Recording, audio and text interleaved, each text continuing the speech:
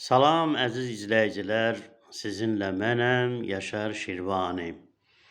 Bu şeirimi də çoxsaylı vətəndaşlarımızın dileğgüzarı əsasında ərsəyə gətirmişəm. Belə ki, milyonlarla insan hər gün tıxacda əziyyət çəkir və bu əziyyəti bilərəkdən yaradanlara müraciətdir bu şeirim.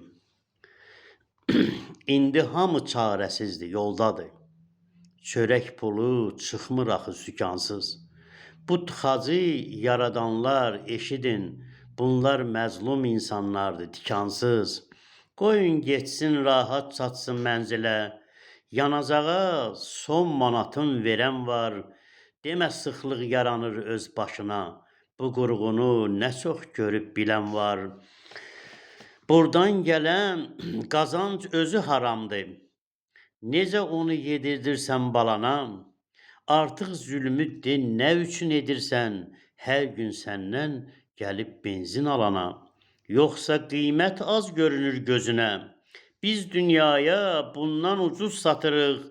İndi hamı sirrimizə bələddir. Yanacağa gör nələri qatırıq. Mən elə də şikayətçi deyiləm. Hər tıxacda mürgülüyüb yatıram. Kasıblıqdan evdə üzüm qaradır. Sevinirəm, nə yaxşı gec çatıram. Bir də mənə ləzzət edən odur ki, yolda millət sıxlaşdıqca kip durur.